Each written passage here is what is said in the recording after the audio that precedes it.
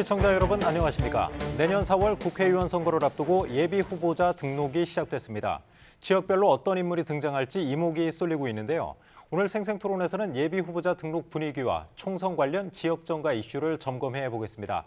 그러면 토론에 함께할 분들 소개하겠습니다. 서원대 휴머니티 교양대학 라미경 교수 나오셨습니다. 네, 반갑습니다. 대전 CBS 김미성 기자 시간 내주셨고요. 네, 안녕하세요. 다음은 한국외대 초빙 교수이신 유용화 정치평론가 자리하셨습니다. 예, 안녕하십니까. 마지막으로 한국정치학회 부회장이신 김종법 대전대 교수와 함께하겠습니다. 안녕하세요. 네, 그러면 준비된 영상 보시고 본격적인 토론 이어가겠습니다.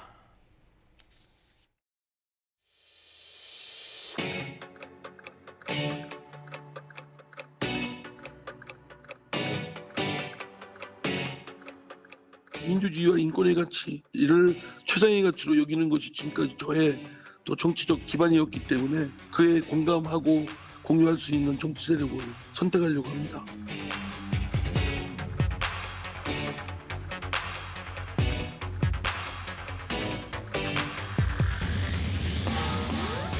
많은 사람들이 저와 우리 혁신위 의원들의 기대가 컸는데 그 기대에 미치지 못한 것을 좀 송구스럽게 생각하고 미안하게 생각합니다.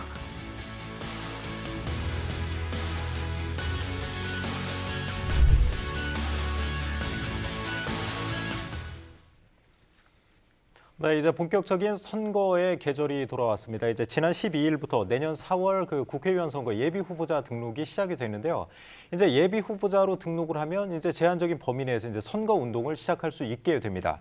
자, 김미성 기자, 먼저 그 내용을 좀 설명을 해주시죠. 네, 예비 후보자로 등록을 하게 되면 먼저 선거사무소 설치가 가능해집니다. 그리고 선거 운동용 명함 배부도 가능해지고요. 어깨띠라든지 표지물 착용도 할 수 있게 됩니다. 그리고 본인이 전화로 직접 통화를 하면서 지지를 호소하는 방식도 할 수 있습니다. 또 선거운동을 할 수 있는 사람이 할 수 있는 것에는 문자 메시지를 보낸다든지 SNS 그리고 인터넷 홈페이지에 글, 동영상 게시를 통해서 이제 선거운동을 할 수 있게 되고요. 이 밖에도 후원금 모집도 이제 가능해지는데요. 이제 1억 5천만 원까지 모금을 할 수 있고요. 선관위가 공고한 비용 안에서 사용을 해야 됩니다. 지금 말씀하신 내용 들어보면 좀 제한적이에요. 아직은 제한이 많은데 이제 선거 다가오면서 계속 이제 확대가 되는 거죠. 그렇죠? 자, 라미경 교수님, 그 여야 모두 이제 총선 모두 돌입했고 이제 예비 후보자 등록 시작한 후에도 뭐 지역에서도 사실 이제 필승을 다짐하는 그런 성명서도 내긴 했는데 양당 모두에게 좀 중요한 의미가 있을 것 같아요. 어떤 점을 짚으실 수 있을까요? 네, 그렇죠. 2024년 4월 10일 날 개최되는 22대 총선의 의미라고 하는 것은요. 보통 이제 대통령 임기 중에 중간에 하느냐 혹은 뒷부분에 하느냐에 따라서 네. 성격이 좀 달라지긴 하는데 이번엔 윤석열 정부 출범하고 나서 한 중간 정도 지금 그렇죠. 이루어지는 부분이라서 이 회고적 성격을 많이 띌 테고요. 뭐 회고적 성격이라고 하는 부분들은 실질적으로 이 정권 심판에 관련된 부분들로 좀 집중이 될 것 같습니다. 다만 이전 총선과는 조금 다른 측면으로 살펴볼 수 있는 것이 정권 심판론적인 차원에 있어서가 기본적인 이 부분이라고 한다면은 야당 또한 그 부분들을 지금 그 부분에서 벗어날 수가 없기 때문에 저는 양당 심판론으로 가지 않겠느냐 싶은 생각을 좀 갖습니다. 네. 거기에다가 한 가지 더 추가를 시켜보게 되면은 실제 이제 그 윤석열 정부는 아니면 지금 이재명 대표가 이끌고 있는 뭐 제1야당에 있어서도 양쪽의 그 리더들의 어떤 그런 기본적인 어떤 공고화 작업들이 아직 뿌리를 못 내리고 있는 것 같습니다. 그래서 네. 그런 부분에 있어서 역할들이 이번에 이 총선을 통해서 굉장히 좀 확고하게 다질 수 있는 기회가 될 것이라고 생각합니다. 교수님, 그 양당 모두 이제 심판론이라고 말씀을 하셨는데 이제 국민의힘 입장에서는 이제 그 윤석열 정부에 대한 그 국민들의 심판 그걸 좀 신경을 쓸 테고요. 민주당 입장에서는 누굴 심판한다는 거죠? 이 부분은요, 이제 사법 리스크 부분들 우리가 기본적인 선거가 갖고 있는 기본적인 원리가 있습니다. 네. 성격이 있습니다. 그 성격 중에 하나는 정치 권력을 정당화시켜 나갈 수 있는 부분들, 또 하나는 이 어떤 정책 의지를 형성하거나 아니면 정치 체제의 어떤 민주성을 확고하게 보장을 해줘야 되는데요. 적어도 우리가 국민의 대표성을 띠고 어떤 이런 부분을 띠는 사람들이 사법 리스크적인 부분에 있어서 네. 계속 오르락내리락 한다라고 한다면 정말 국민들이 누굴 믿고 또 어떤 사람들 대표적인 측면으로 가야 될 것인가라고 하는 것들에 대한 부분들을 이번에 조금 올려 세워야 되고요. 그런 차원에서 사법 리스크가 계속적으로 지금 진행이 되고 있습니다만은 거기에 문제의 핵심은 바로 민주당 이재명 대표가 갖고 있는 여러 가지 어떤 그런 잡음들 이런 것들이 지금 진행이 되고 있기 때문에 저는 이번 22대 총선에서만큼은 그런 부분들에 대한 정확히 우리가 어떤 리더를 세워야 될 것인가라고 하는 거에 대한 이 부분적인 부분이 이번에 야당 심판론으로 좀 전개가 되지 않을까 싶습니다. 알겠습니다. 자, 유용화 평론가님은 네. 좀 어떻게 보세요? 그 민주당도 심판을 받겠죠. 그거는 뭐냐면 이제 야당으로서 그러니까 어퍼짓 파티라 그래서 현 정부에게 견제와 비판을 하면서 얼마큼 막아냈느냐. 네. 현 정권의 문제점과 어떤 국민의 삶을 피폐하게 만드는 아마 그 점이 민주당에게 국민들이 투표로서 결정한다고 생각이 들고요. 네. 그러나 중요한 것은 이 중간 평가 아닙니까? 중간 선거고 당연히 윤석열 정권에 대한 심판론이 국민들 사이에서 과연 윤석열 정권을 계속 지켜줘야 될 것이냐, 기대를 할 것이냐, 네. 아니면 심판을 해서 응징을 해서 확실하게 정신 차리게 할 것이냐. 이 점이 이번 내년 4월에 가장 중요한 포인트라고 저는 생각이 들고 역대 선거에서 다 그랬죠, 이거는. 그리고 이제 이재명의 사법 리스크라 그러는데 사실상 지난번에 영장이 기각됐고요. 그리고 강서 보궐선거에서 윤석열 대통령에 대한 심판론이 확실히 통한 거 아니겠습니까? 네. 서울 지역에서요. 그렇기 때문에 그 연장선상에서 볼 필요가 있다. 그리고 이재명의 사법 리스크라는 것은 영장이 기각됐고 검찰에서 수년 동안 뒤졌는데도 불구하고 영장이 기각됐다는 사실은 국민들 입장에 봤을 때는 재판을 받는다. 그것을 이제 언론에서 사법 리스크라 그러는데 재판도 저희가 알고 있기로는 한 2, 3년 걸리는 모양이더라고요. 근데 그걸 사법 리스크란 프레임을 씌워서 마치 이재명이 또 죄가 있는 것처럼. 근데 그거보다도 더 예민한 부분이지만 지금 김건희 여사의 특검이 이번 12월 28일 날 국회 본회의를 통과할 것으로 거의 확실히 되는데 그렇게 네. 되면은 실제로 김건희 여사의 사법 리스크 이게 더 내년 총선에서는 특검을 거부권 행사하느냐 안 하느냐 거기에 따라서 특검이 진행되느냐 그 외에 지금 여러 가지 문제들이 많이 있기 때문에 그 사법 리스크는 사실상 윤석열 정권에 대한 사법 리스크로 이게 국민들이 바라보지 않을까 저는 그런 생각이 듭니다. 네. 자, 김종벽 교수님은 어떻게 좀 보고 계세요? 글쎄 뭐 앞에 두 분이 워낙 좋은 얘기들을 많이 하셨는데 저는 개인적으로 이제 약간 놓치는 부분들 중에 하나가 이번 총선이 그 저희 대한민국의 미래에 되게 중요한 시점이라고 생각하거든요. 네.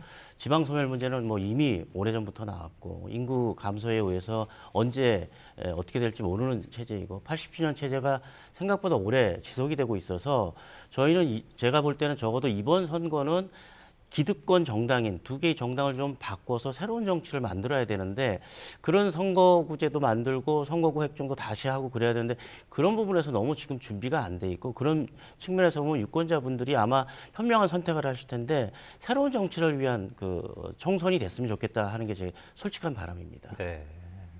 알겠습니다. 그런데 이제 말씀하신 대로 여러 가지 이제 선거구 획정안도 아직 확정이 안 됐고 사실 유권자들 입장 또 예비 후보자들도 사실 좀 혼란스러운 부분이 있을 거예요. 일부 후보들은 자신의 이제 선거구도 모른 채 이제 예비 후보 등록을 했고요.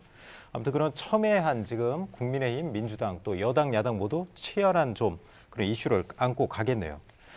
그런데 지역에서 아주 정치 관련 이슈가 올해 이번에 유난히 좀 뜨거워요. 이제 뭐 이상민 의원 민주당 탈당했고요. 그래서 대전 유성구를 아주 지금 뭐 접전이 펼쳐질 것 같고 대전 서구갑은 또 박병석 의원의 또 불출마 선언도 있었고요.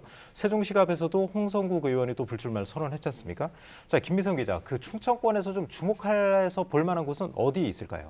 네, 말씀하신 대로 지금 서구갑이랑 유성을이 가장 격전지로 좀 떠오르고 있는 상황인데요. 그렇겠죠. 지금 이제 박병석 의원이 불출마를 선언하면서 이곳에서 20여 년간 다져온 표밭을 누가 이제 가져갈 것인가에 대한 관심이 굉장히 뜨겁습니다.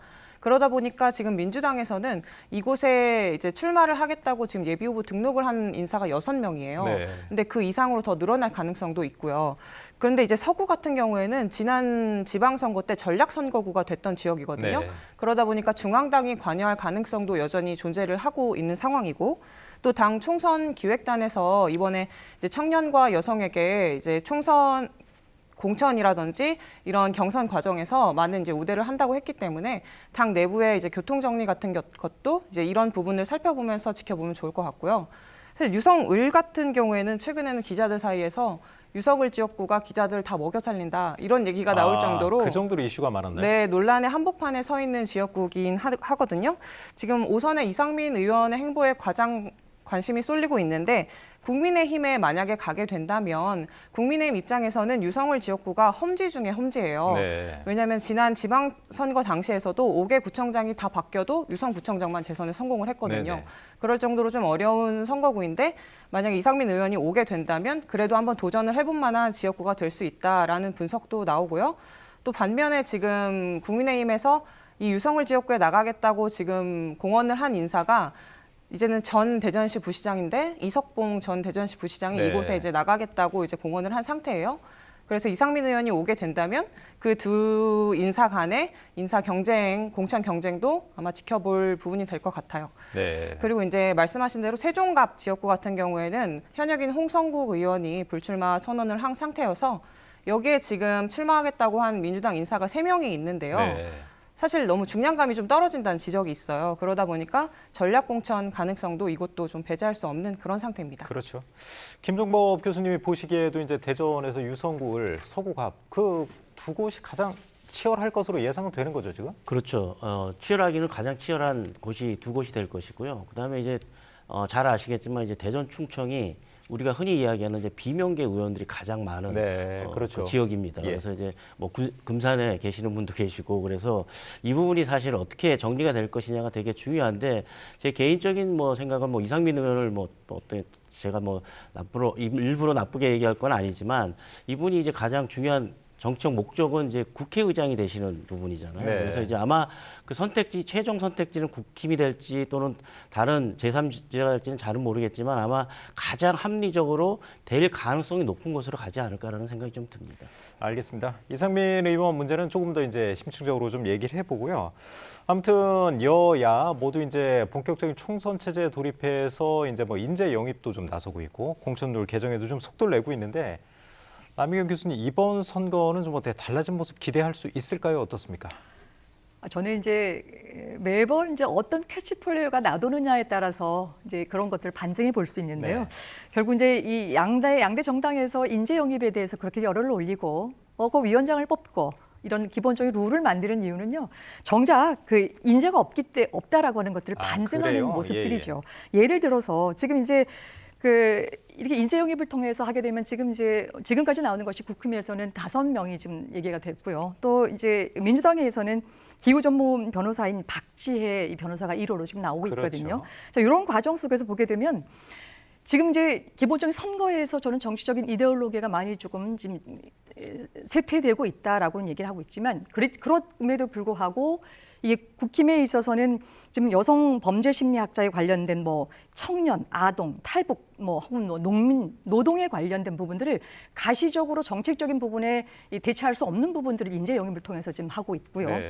반면에 민주당 같은 경우에는 뭐 이게 안보나 혹은 기업이나 혹은 이런 부분에 있어서의 인사들을 지금 하고 있는데 결정적인 문제는 매번 이 인재 영입을 통해 가지고 이 당들의 어떤 부족함들을 메꾸려고는 하고 있지만 그러지 못하는 사례가 화려하게 많이 있었습니다. 네. 아주 비관한 예로 21대 총선에서 여러분들 한번 기억해 보시면은 인재 영입 2호로 됐었던 이 원종건 씨가 있었어요. 네. 당신의 청년이었죠. 27살이었죠. 해왔는데 결국 뭐 흑수저의 시각 장애를 갖고 있는 어머니를 굉장히 모셨는데 나중에 밝히고 보니까 뭐 데이트를 위해서 폭력도 데이트 많이 폭력, 그렇죠. 했었었고 이런 예. 것들을 해가지고 오히려 헛발질을 하게 된 사례가 많았었기 때문에 저는 이 인재 영입에 관련된 부분을 갖고 우리 국민들이 다시 뭔가 기대하는 것들은 굉장히 좀 이번에 좀 뒤로 갔으면 좋겠고요.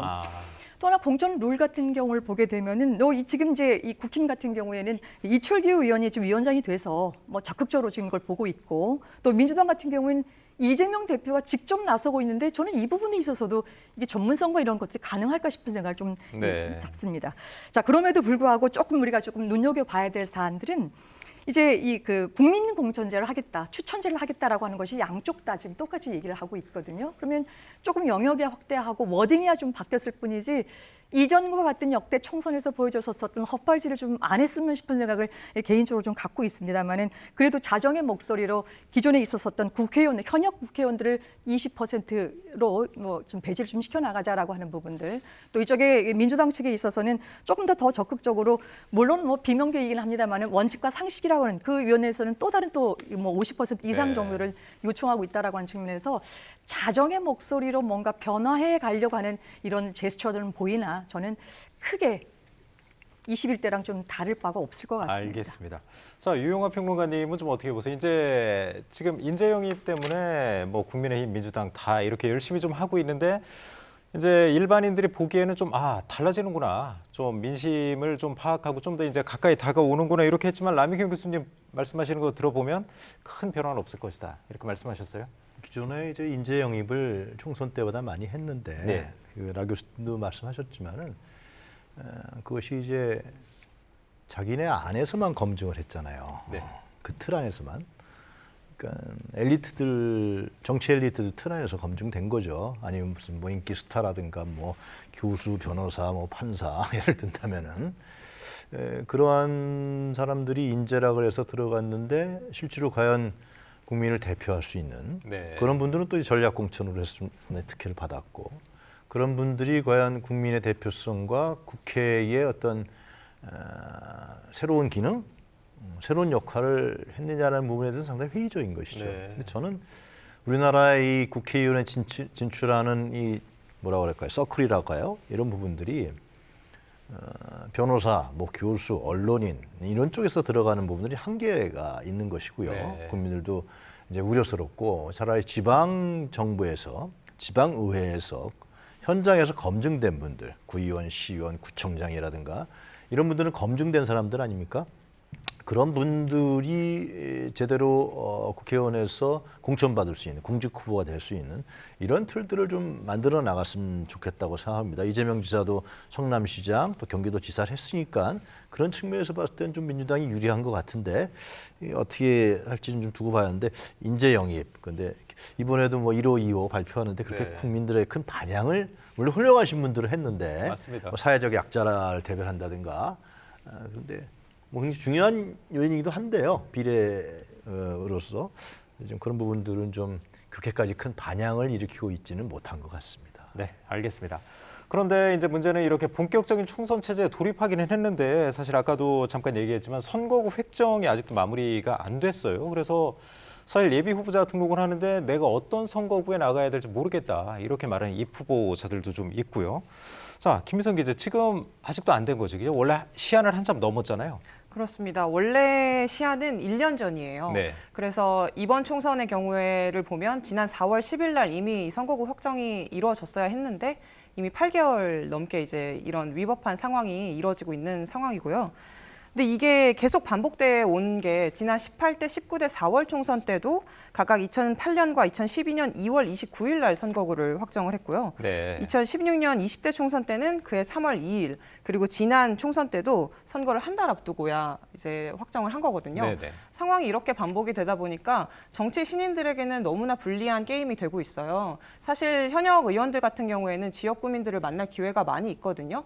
예를 들면 뭐 의정 보고회를 연다든지 아니면 지역구 행사에 가서 발언을 한다든지 하면서 얼굴을 더 알릴 수 있는 기회가 있는데, 인지도가 낮은 정치 신인들 같은 경우에는 지금 뭐 현수막을 어디다 걸어야 될지, 선거 운동용 명함에다 뭐라고 써야 할지, 그렇죠. 네, 갑자기 공약이 바뀔 수도 있으니까 공약을 어떻게 준비해야 될지 이런 거 자체가 굉장히 좀 어려운 상황이거든요.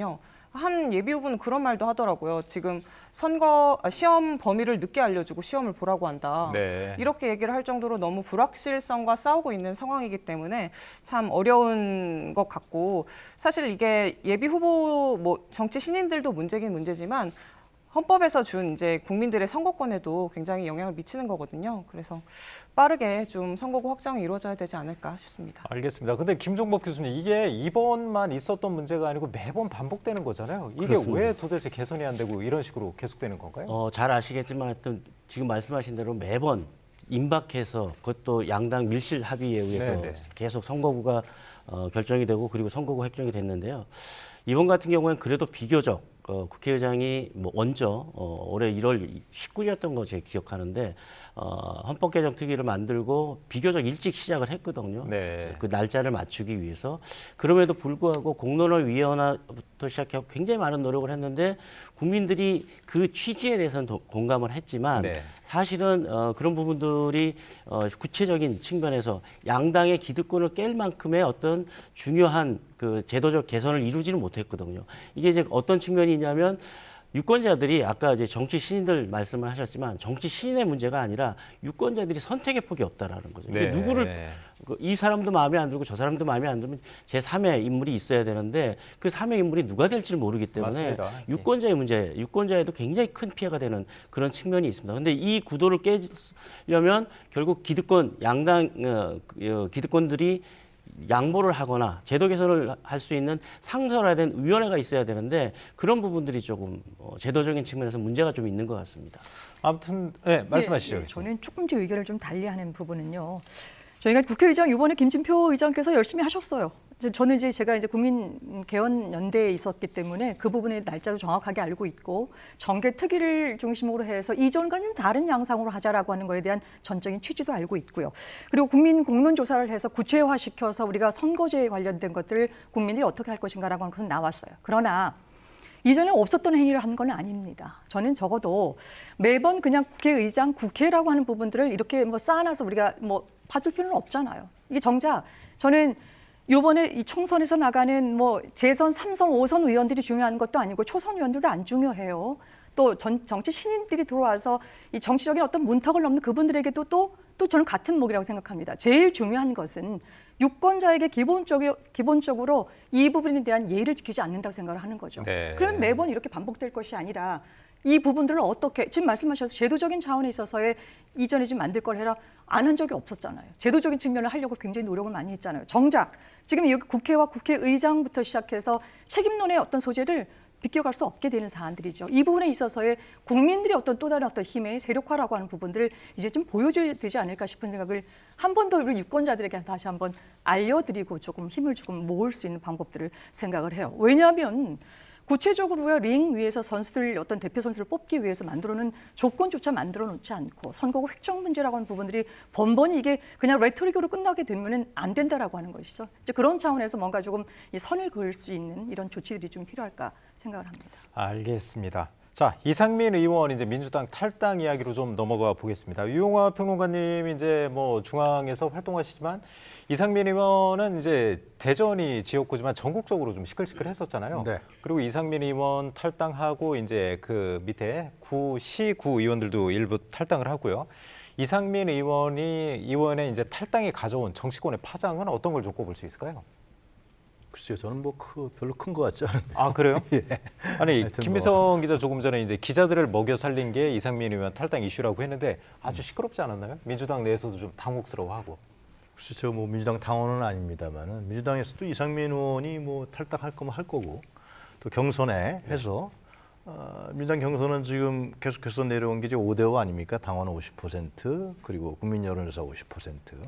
거기에 따라서 거의 지금 여러분이 아마 경선에 참여하는 걸로 알고 있어요. 네. 허태정 전 시장이라든가 이경 씨라든가 경선 한번 하는 거고요. 네. 물론 이제 다선이기 때문에 그동안 뭐 했냐 이러한 이제 기존의 국회의원이라는 것은 항상 그 경선이라든가 총선에서 당신 4년 동안 뭐 했어? 당신 8년 동안 뭐 했어? 이게 사실상 심판받는 거 아니겠습니까? 네. 그렇게 받으면 되는 것이지. 그리고 이상민 의원에게 제가 알고 있기로는 민주당 지도부가 징계를 한 것도 아니고 당시에 가결 있을 때 그리고 많은 언론에 나가서 실제로 야당 의원이라 그러면 윤석열 정부의 문제점을 비판하고 견제하고 경고음을 날리는 것이 야당 의원인 국민들이 뽑은 이유인데 그런 측면보다도 이재명이 문제가 있다. 네. 이재명이 사법 리스크가 있다. 민주당이 문제가 있다. 이렇게 계속 했었단 말이죠.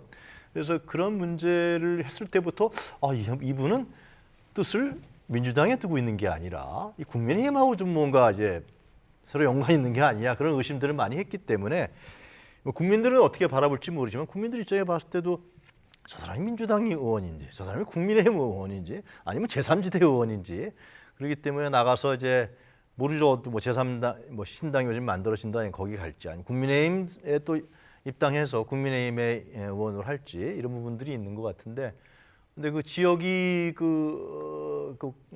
연구단지 아닙니까? 근데 이 R&D 예산을 이번에 윤석열 정부에서 대폭 깎았기 그렇죠. 때문에 국민이 그 고민을 하겠죠. 머리를 굴리겠죠. 야, 이 국민의힘으로 나가서 뭐 승산이 있겠느냐. 또 민주당 또 다시 돌아갈 수도 없고. 하여튼 뭐 오래된 노회한 정치인이니까 잘 판단하시겠죠. 예, 네. 살아갈 길을. 자, 라미경 교수님은 좀 어떻게 보세요? 사실 저는 조금 다른 의견을 그렇죠. 좀 갖고 지역에서는 있는데요. 사실 5선에 또 이상민 의원 탈당 문제가 사실 지역에서 아주 시끄러운 이슈였었는데 사실 좀 담담하다 민주당 내부는 그런 평가를 좀 해주셨어요. 네, 실제로 그런데요, 전. 예. 교수님은 어떻게 보세요? 유영하 평론가님께서 말씀하신 민주당 측면에서 봤을 때는 담담해야죠. 네. 이거 갖고 호들갑 떨어서는 되겠어요. 근데 그런 측면이고 저는 이제 조금 판을 좀 다시 보자. 우리가 이제 패러다임을 좀 전환시킬 필요가 있다. 그 얘기는 역대 총선 과정에서 더 이상 우리가 28석 갖고 27석에서 28석, 26석에서 27석 갖고 오는 것도 굉장히 힘이 들었었고 결국 이제 그 영충호라 할 만큼의 이제 호남보다는 인구가 더 늘어나게 되고 의석수도 약간 좀 이 그 불균형적인 측면에서 이번만큼은 그냥 갈 수밖에 없는 구도가 돼 있는데 과연 지금 여야에 있어서의 쟁점적인 측면들을 나누는 거 굉장히 필요하지만은 저는 조금 다른 각도로 이 그 분화되는 것을 다시 수렴하는 측면으로 22대 총선의 충청권의 구도는 다시 모아볼 필요가 있다는 생각을 갖습니다. 네. 자, 그 첫 번째는 지금 이제 이 앞서 말씀드렸던 것처럼 이번 22대 총선의 기본적인 성격이라고 하는 것이 중간 평가의 어떤 성격이라고 한다면 반드시 윤석열 정권에 대한 평가가 들어갈 수밖에 없죠. 자, 그런데 윤석열 정권의 뿌리라고 하는 부분들을 윤석열 정권 나름대로는 봉고화시켜 나가는 작업들, 뿌리를 내리려고 하는 작업들인데 결국 윤석열 대통령의 뿌리를 어디서 찾을 것이냐? 우리는 충청권에서 찾아주자. 이거는 제가 다른 뭐 이권적인 차원도 아니고 이제까지 매번 이 정치권에서 돌아다녔었던 충청권의 홀대에 관련된 우린 스스로 찾지 않으면 안 될 것이다라고 하는 부분에 있어서 물 들어올 때 노져올 수 있다라고 하는 그 측면을 본다고 한다면 조금 각도에서 이상민 의원의 탈당을 우리가 바라봐 줘야 된다라고 하는 네. 거죠. 저도 물론 뭐 이렇게 철새 정당에 관련된 부분들 좋지 않아요. 이분이 2004년도에 열린우리당으로 들어왔다가 공천에서 배제되고 나서 그 당시에 이제 자유선진당으로 입당을 네. 하고 다시 민주당으로 간 그런 계보들도 다 알고 계실 겁니다. 그렇다고 해서 지금 민주당 당 내부가 안고 있는 왜 문제가 없겠어요? 왜 지금 현재 뭐 다 전적으로 제가 그 레토릭을 다 쓸 필요는 없겠지만 뭐 민주당 고쳐쓰기 불가능하다, 뭐 개딸당이다, 반상식, 뭐 파렴치 이 부분들 무능, 혐오, 맹종 이거는 이상민 의원이 민주당을 향해서 하는 것이 아니라 국민들이 정치인들을 향해서 하는 얘기예요. 교수님께서는 그러면 이상민 의원의 탈당이 이제 정치에서 그 아주 오래된 나쁜 관행들을 좀 뜯어 고칠 수 있는 그런 계기가 될 수 있다 그렇게 좀 크게 보시는 건가요? 저는 이제 어쨌든 모든 것들의 이제 이 그 바뀌는 것들은 균열과 틈이에요. 항상 네. 뭐 큰 범주에서 일어나지는 않고요. 오선 의원이 보여줬었던 행보라고 하는 것들이 우리가 뭐 탈당을 했다고 해서 그 어떤 그거에 대한 이 평가를 기본적으로 폄훼할 필요는 없고요. 우리가 네. 긍정적인 부분들, 부정적인 차원에 있어서의 어떤 그런 공과들은 평가를 해줘야 되는데 다만 저는 이제 지난번 총선에서 그 대전이 7석이 전부 다 민주당으로 갔었었고요. 이 중에서 다선으로 갔던 역할의 그 의원들이 역할을 좀 해주셨었어요. 네. 장관을 가든가 국회의장을 하든가 그냥 개별 지역구만 아니라 충청권 대전이라고 하는 충남이라고 하는 세종이라고 하는 영역에 있어서 역할들을 해줄 수 있게 밀었어야 되는데 이번에 그거 불구하고 나온 거잖아요. 그래서 이걸 좀 뭐 민주당의 각도로 볼 것이 아니라 우리가 아주 범충청권적인 시각 내에 있어서의 이 부분들 다시 활용할 수 있는 계기를 한번 삼아보자라고 하는 거죠. 알겠습니다. 예, 그래서 이상민 의원이 탈당한 것이 민주당의 각도가 아니라 진짜 충청권의 각도. 충청권이 지역이 좀 더 정치적 영향력을 확대해내고 그리고 균형 발전에 있어 중요한 측면으로 발돋움하는데 민주당이 안 했다 이거. 이재명이 안 했다. 그렇게 얘기를 그럼 했어야 되는 거 아닙니까? 이 탈당하면서. 근데 이분은 계속해서 한 얘기가 민주당에 문제가 있다. 아까 말씀하신 대로 그런 막말들 쏟아내면서 민주당에 문제가 있다. 문제가 있다는 구체적인 건 얘기 안 하고 이재명이가 뭐 문제가 있다. 그러면 탈당하는 사람은 자기의 비전을 보여야 될 거 아니에요. 나는 이러한 가치로서 탈당해서 새로운 정치, 민주당과 다른 정치를 하겠다. 지금 교수님이 말씀하신 대로 충청권 문제라든가 그리고 정치의 새로운 가치와 새로운 흐름들 이런 부분들을 내가 만들어내겠다. 내가 5번이나 해먹었지만 이번에 6번 할 때는 좀 그런 걸 하겠다. 그럼 그런 얘기 하나도 없잖아요. 무조건 민주당에 문제가 있다. 이재명이 문제였다. 근데 그런 부분에서 국민들이 그 진정성을 과연 이해하겠느냐라는 생각이 좀 듭니다. 어떻게 반론하시겠어요? 반론하겠습니다. 그럼 짧게 해주시고 반론하- 그다음에 예, 이제 반론하겠습니다. 김종범 예. 교수님 말씀해 예, 주시겠습니다. 예, 예. 짧게 제가 뭐 이상민 부탁드릴게요. 의원에 관련된 부분을 이상민 의원에 관련된 제가 뭐 이렇게 대변을 하는 것도 아니고요. 저는 그 부분이 아니라 제가 바라보는 충청권에서 바라보는 어떤 객관적인 시각을 말씀드렸던 것이지 그 부분 개인적인 영역에 있어서의 그 비명계에 있어서의 어떤 그 부분들 해 나온 부분들 새로운 가치를 갖고 탈당을 했었으면은 벌써 상당을 했었겠죠. 근데 그런 부분들은 조금 갈라치기를 해서 조금 봐주고 얘기를 해야 되는 부분이 아닌가 싶습니다. 알겠습니다. 이제 김종범 교수님도 좀 말씀을 해주시죠. 네, 저는 뭐 이상민 의원이 탈당하는 이유는 뭐 아까도 말씀드렸지만 오직 한 가지 국회의장이 되기 싶어 하시는 분이기 그러니까 때문에 총선에 탈당을- 반드시 그분은 당선돼야겠다. 예, 본인이 당선이 그렇게 돼야지 얘기하시는 거죠. 국회의장을 하실 거 아니에요. 네. 그래서 그 당선지를 찾아보다 보니까 민주당은 어쨌든 제가 아마 기억하실지 모르겠지만 제가 1년 전에 이상민 의원 탈당을 할 것이다라고 얘기를 한 적이 있었거든요. 아, 예, 예. 그래서 이상민 의원뿐이 아니라 지금 원칙과 상식이라고 하는 그 그룹 자체가 사실 민주당의 입장에서 보면 그렇게 좋은 어떤 정책을 내시거나 아니면 그동안 정치적 개혁이라는 측면에서 민주당이 바라는 또 유권자들이 바라는 정치 개혁을 하신 분들이 아니라고 저는 개인적으로 생각을 하거든요. 네. 그런 측면에서 봤을 때는 이게 어차피 공천을 못 받을 거고 새로운 세력들과 규합을 하든지 제가 볼 때는 어쨌든 야합의 가능성도 있기 때문에 그런 측면에서 보면 이상민 의원의 그 탈당을 뭐 정치개혁 그다음에 충청권의 발전 만약에 충청권의 발전을 위한다고 하면 사실은 국민의힘이 아니라 본인이 더 개혁적으로 민주당에 남아서 더 좋은 목소리를 내고 네. 함께 정책을 만들어 나가야 된다고 저는 생각합니다. 알겠습니다. 이상민 의원의 이제 행보는 아직 확정이 안 됐고, 뭐 국민의힘 입당 얘기도 나오고, 또 이낙연 전 대표와 함께 이제 신당을 창당하면 거기에 또 합류할 가능성도 내비치고 있는데 그 부분 한번 좀 지켜보겠습니다.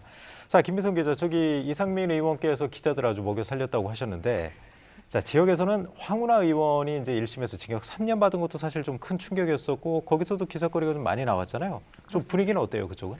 사실 황운하 의원의 지역구가 대전 중구인데요. 네. 사실 지역 분위기는 그렇게 좋지는 않은 상황입니다. 네.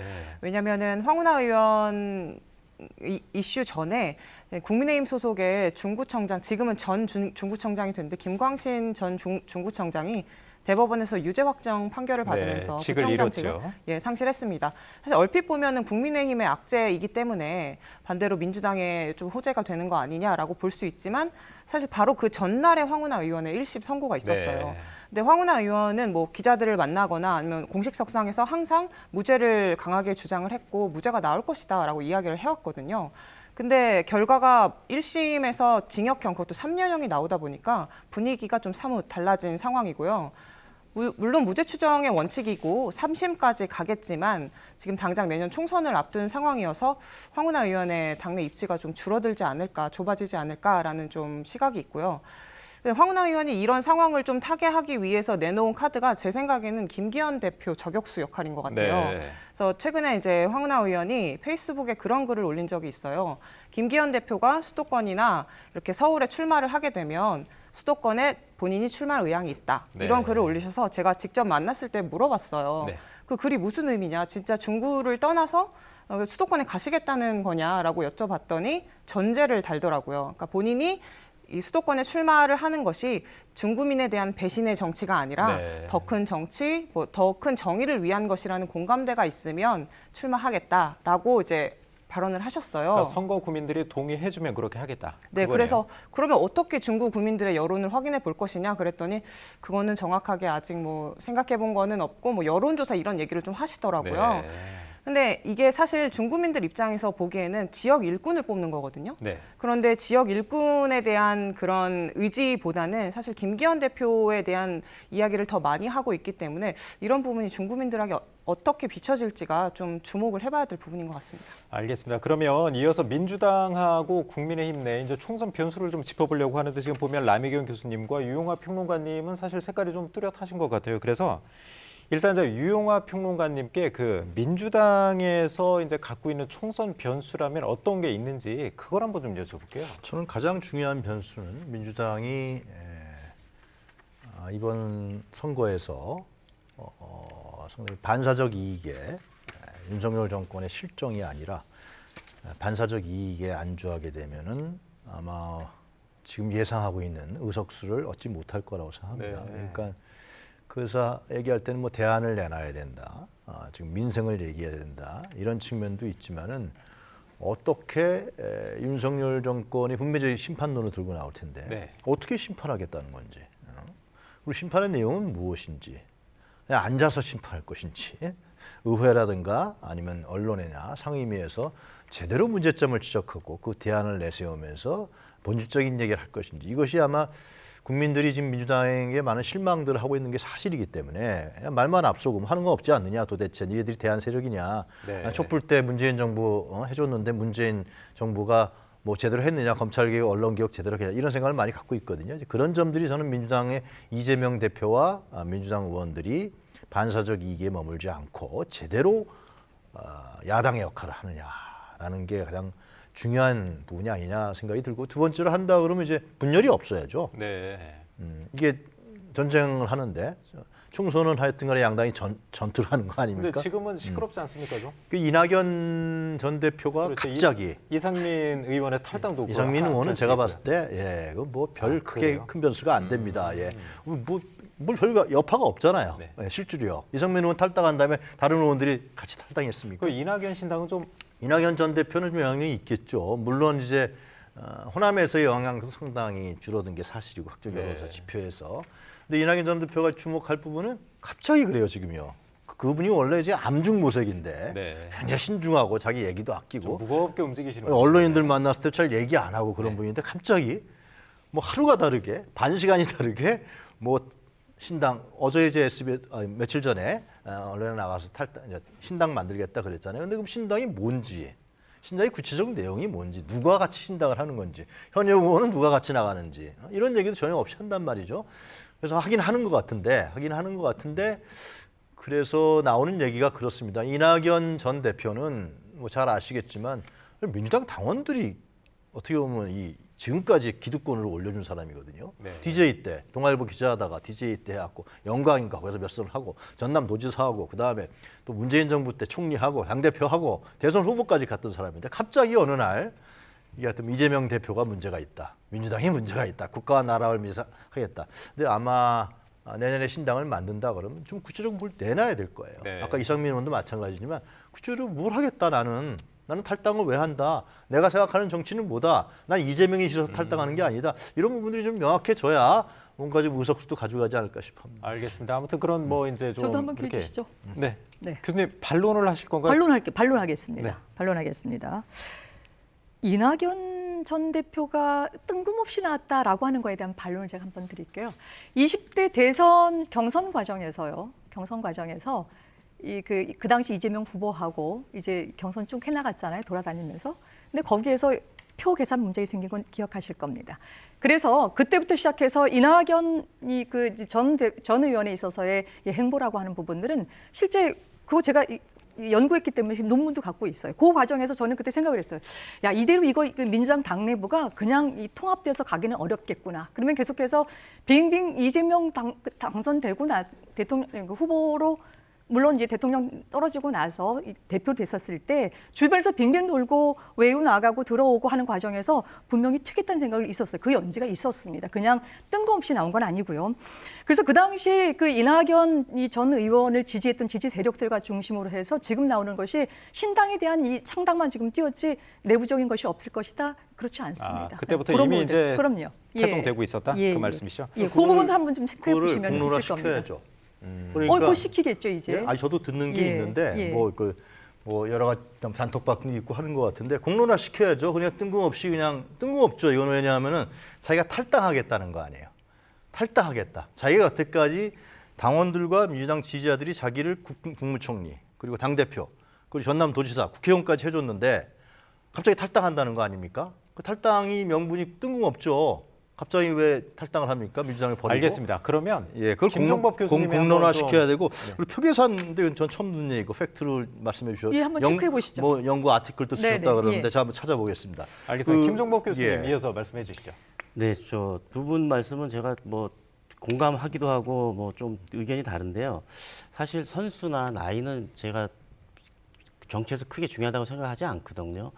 얼마나 개혁적이고 뭔가 바꿀 수 있는 노력을 하느냐가 중요한데 사실 이낙연 전 총리 같으신 분은 이번에 정치 권력을 민주당이 국민의힘에 넘겨준데 사실은 가장 결정적인 역할을 하셨던 분 중에 하나이기 때문에 사실은 제 개인적으로 보면 사과를 하셔야 될 분이라고 저는 생각을 하거든요. 네. 그런 측면에서 보면 다시 민주당에 척을 지고 새로운 신당을 만들겠다고 나오셨다고 하는 것은 국민들이 아마 판단하시겠죠. 그다지 개혁적이지도 않고 신선하지도 않고 새로운 인물도 아닌 그런 측면이 있어서 저는 개인적으로는 그렇게 크게 조금 영향력을 미치고 호남에서의 표 차이가 왔다 갔다 하겠지만 호남이 갖고 있는 상징성이나 여러 가지를 보면 유권자들은 현명한 선택을 하시리라고 생각합니다. 네, 알겠습니다. 민주당 얘기 좀 길게 했는데 라미경 교수님이 그러면 국민의힘에서도 분명히 뭐 이제 장제원 의원의 불출마, 또 김기현 대표가 이제 대표직 사퇴했고요. 여러 가지 이슈가 있는데 국민의힘은 그럼 총선 변수가 뭐가 있을까요? 뭐 이번에 뭐 비대위에서 우리 인유한 위원장께서 손 털고 나가면서 네. 하셨던 것들이 그 현장의 어떤 그 모습들이 그냥 다 나타나게 됐겠죠. 근데 여기 이제 결정적으로 중요한 것은 이제 인적 쇄신 문제가 계속 큰 이제 과제로 이제 남을 수밖에 없는 구조죠. 이제 예전에 기억들 하실지 모르겠지만은 17대 총선에서 아마 이 김용갑, 정형근 이 중진들이 과감하게 퇴용해서 나왔거든요. 네. 근데 지금 현재 뭐 이 장제원 의원의 불출마나 아니면은 지금 이 김기현 대표의 이 사퇴만 갖고는 부족하다는 생각이 좀 들어요.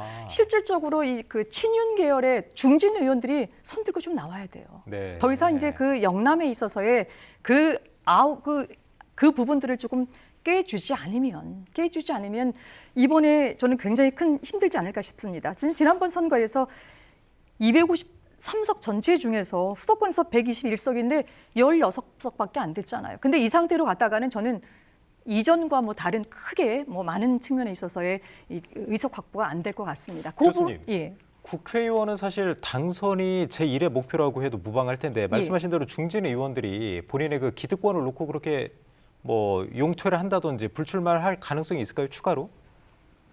저는 이제 그게 그 문제가 제일 큰 문제인데 이제 뭐 중진들께서 어떻게 더 할 것인지라고 하는 거에 대한 저는 기대만 할 뿐이지 실질적인 부분들이 얼마큼 더 나올까라고 하는 것들은 저도 이제 퀘스천 마크이긴 한데 네. 근데 이전 17대만큼 이렇게 중진들이 나오지 않으면 이러다가 수도권 전체 다 이게 무너질 수밖에 없어요. 근데 그런 부분들에 대한 시급성들을 좀 깨닫고 좀 들어가야 될 텐데 그 문제가 좀 큰 문제가 되죠. 유영하 평론가님도 그럼 국민의힘 그 내부 변수에 대해서 짧게 코멘트해 주시죠. 아니 저는 굉장히 무리한 것 같아요. 국민의힘 뭐 대통령실에 관여했는지 안 했는지 모르지만 네. 아니, 영남권에서 지역에서 지지를 받고 있고 그동안에 잘한 사람을 갑자기 험지로 가라 낙동강 하류는 서울로 올라가라. 그 사람도 서울로 올라가라는 것은 자기 정치 생명을 스스로 자살하라는 네. 얘기거든요. 그럼 뚜렷한 명분도 없단 말이에요. 당을 위해서라고 하지 않습니까? 다선했으니까 국회의원 오래 해먹었으니까 네. 뭐 그런 얘기예요. 그러면은 국회의원 처음 한 사람하고 3선 4선 한 사람하고 처음 한 사람 계속 살아남아야 되고 3선 이상 한 사람들은 그냥 그만둬야 됩니까? 그렇지는 않잖아요. 미국 같은 네. 경우 상원 같은 경우는 6선 뭐 굉장히 많지 않습니까? 거기는 뭐 연수 짧지만 그래서 저런 부분들 그 사람들이 반발하는 건 뭐냐 하면은 우리 내보내고 정권하고 잘 입맛 맞는 사람 우리 꽂으려고 그러는 거 아니야? 뭐 그런 거죠. 뭐 그러니까 정치권에서는 그거는 하나의 제기되는 가설이죠. 이제 확인은 안 가설인데 된 그 거고요. 사람들이 반발하는 건 장제원도 이제 어쩔 수 없이 손들고서 나 서울은 안 가지만 그만두겠다. 김기현 당대표는 나 대표는 그만두지만 울산은 있겠다 그러는 거 아니에요. 그러니까 저런 식으로 무리하게 하지 말고 경선을 제대로 해서 신인들의 가산점을 더 준다든가 평가받게 한다든가 아니 문제가 있으면은 예를 들면은 전략공천위원회에서 예를 들면 심사를 해서 감점을 매긴다든가 이렇게 해야지 당신들 이제 다선했으니까 그만해. 그러면 그거는 그 말이 안 되지. 또 반발하는 거고 성공하지도 못했죠. 인이완 혁신회가. 예. 알겠습니다. 김종복 교수님도 짧게 멘트 해주시죠. 네, 14일이죠.